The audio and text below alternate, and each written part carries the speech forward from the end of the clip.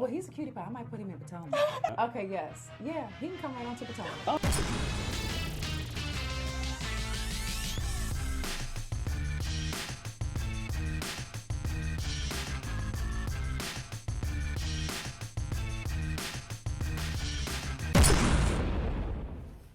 What's up, y'all? It's your boy Richie Scott. We are back with another video. I want to thank you guys so much for tuning in to the channel. Listen, if you haven't already done so, make sure you hit that subscribe button down below. Hit that notification bell button so you can be clued into when we drop new content right here on this channel. Happy Monday, Sky Squad. What's up? We in the building.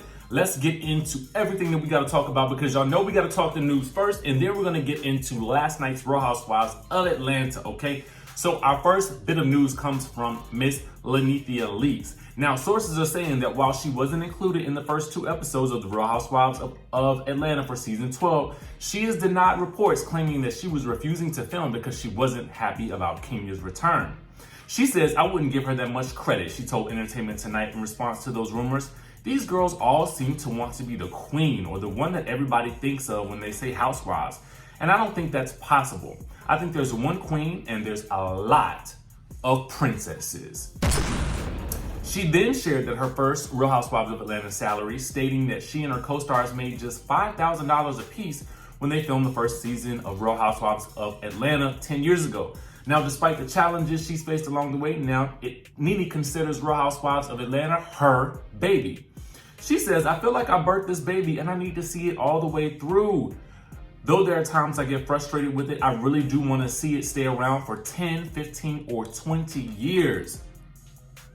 Now, amid production on season 12, Nene was accused of fighting with Kenya after allegedly getting intel on her supposed business deal marriage to Mark Bailey, whom she split in September. Now, Nene says this, "I fight with my words, but I get why people mostly think that I've gotten physical because I can say something that makes you feel like you've been hit. I wouldn't even care to get any dirt on Kenya's marriage. That's not who I am." So she's letting us know she's not thinking about Kenya's marriage. So some of those rumors might not be true, okay, from what we've been hearing in the press about her allegedly setting Mark up on blind dates and then getting intel from Mark in regards to their marriage. The other thing is, now her salary for Real Housewives of Atlanta sounds about right from what I know about reality TV first seasons. A lot of people, y'all think that these reality stars make a lot of money, especially on that season 1 check. Nah, player, don't work like that. You can get a lot of money from deals, sponsorships, club appearances, and so forth. But by and large, no.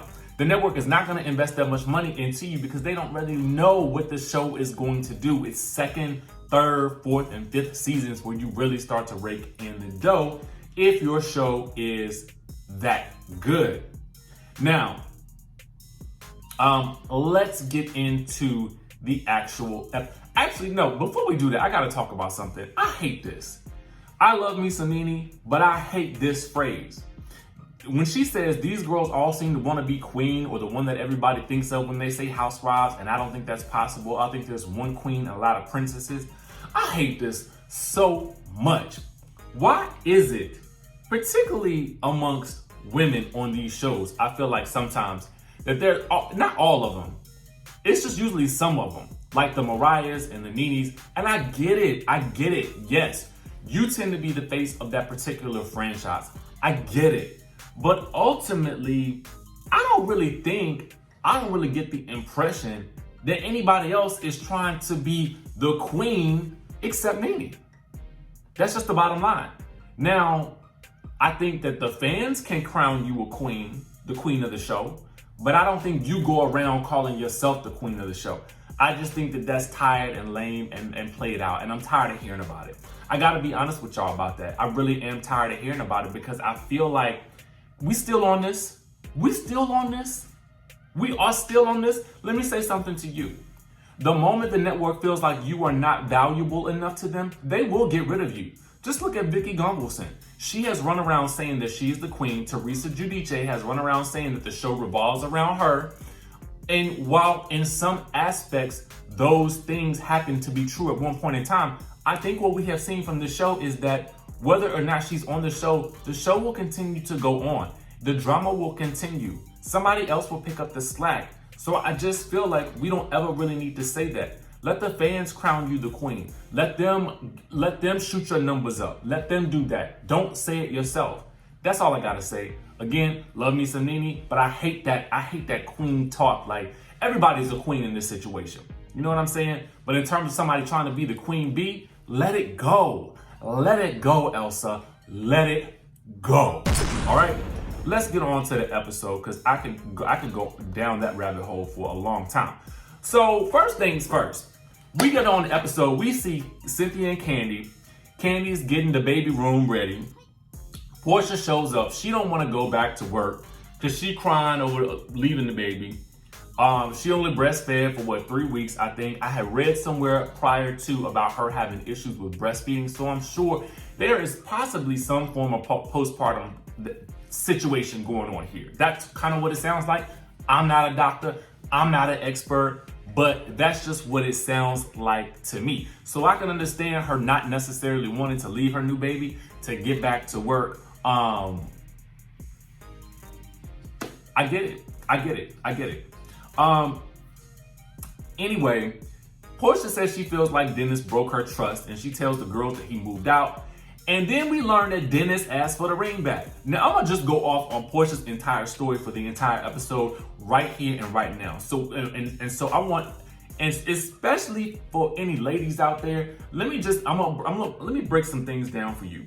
Now, ultimately, we all know that they got back together, which is why I don't understand we are being put through this rigmarole right now while the episodes are going on. She crying and whoop, and knowing she don't trust this man, but all the while, at the same time, all it took was for him to come over and get the baby and bring some Hennessy for you to jump back in the sack with him when you know you can't trust him. Girl, what is you doing? What is you doing? Come to find out this man has cheated on you while you pregnant, and you just so easy. Here, first things first, the fact that he took the ring back lets us know that he's not gonna put in the work to really get you back the way that he needs to put in the work to get you back. Y'all understand what I'm saying? Ultimately, in those types of situations, for me, if the dude cheated, you keep the ring, okay? You keep the ring.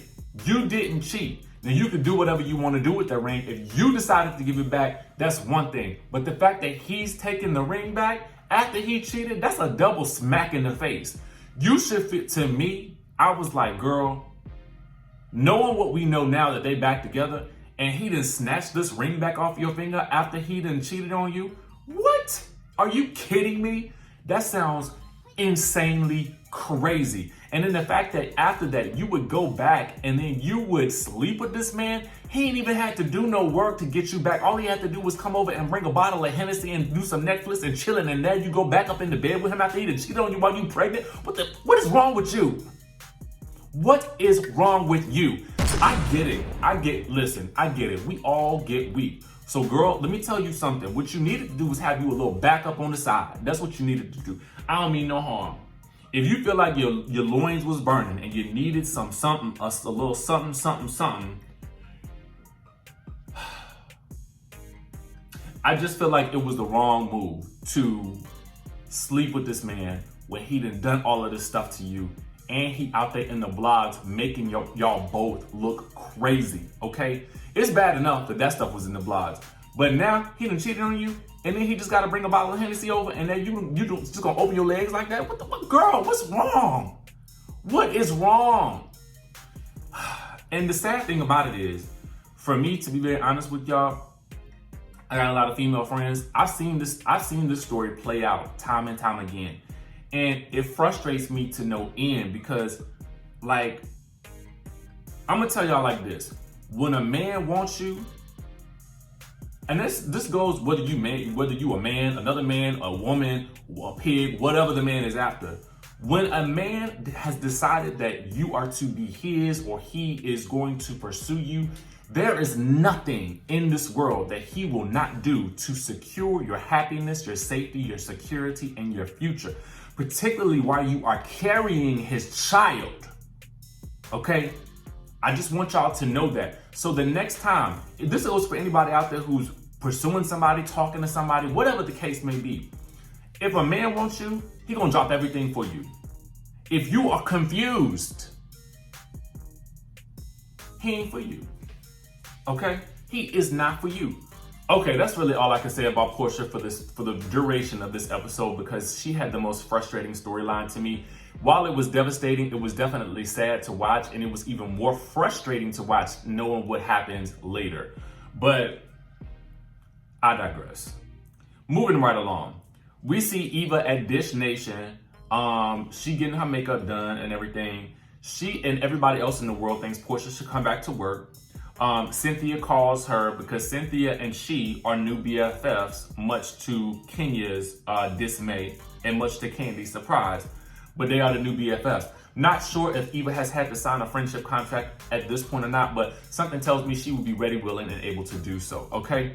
So anyway, Cynthia tells Eva about the conversation that they all had about her after she left the party, and that Kenya is upset. So Eva goes off, I don't want to have to get these little nappy heads together.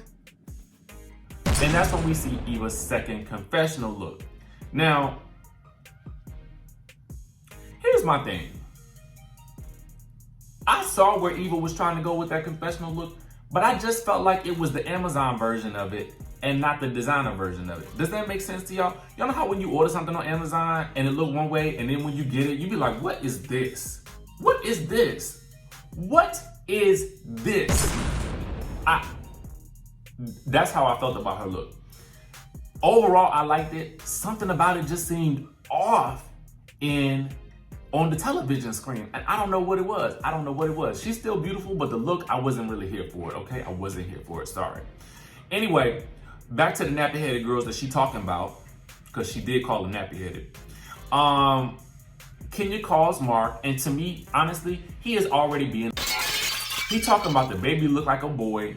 He don't like the dogs around the baby. And then she asks him when they gonna see him next, and he says, we'll see. We'll see. No, we won't see. If I gotta ask you when I'm gonna see you next and we married and I got a baby with you and you tell me we'll see, guess what you'll be seeing? You will be seeing some divorce papers coming your way, because that is not an acceptable answer for a husband to say to his wife, especially when she got a newborn baby and it's your baby she taking care of. We'll see. What is you doing? Listen.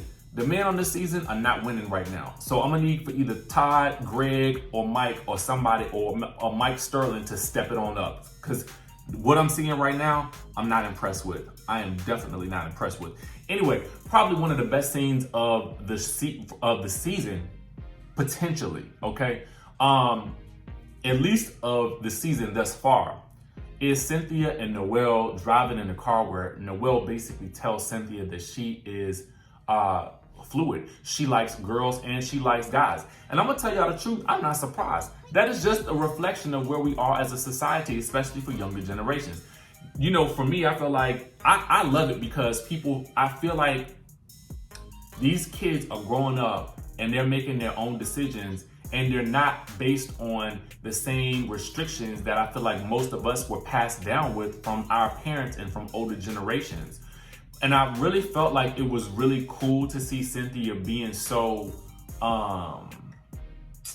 supportive. You know what I'm saying? That spoke volumes to me. And I from what I understood, she was taking Noelle to Pride with her in the following episode, but I'm not quite sure. But I just thought it was awesome. I really, really thought that was awesome.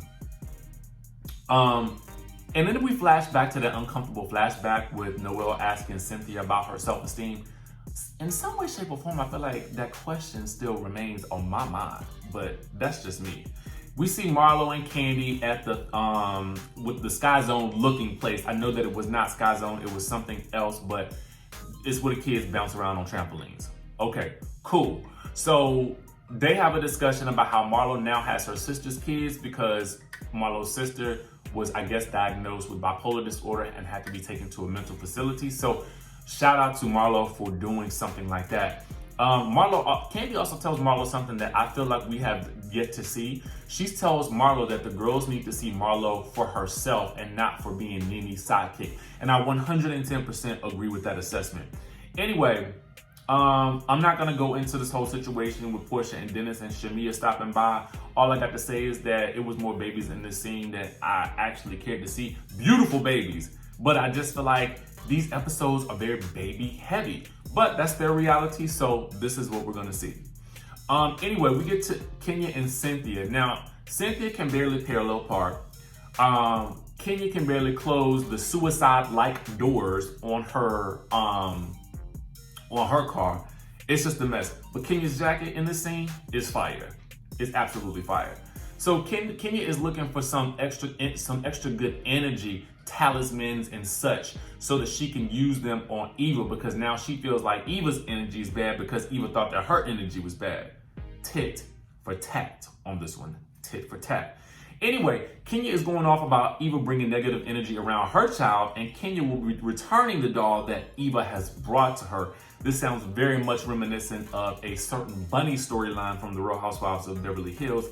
Check that out in case you don't know what I'm talking about.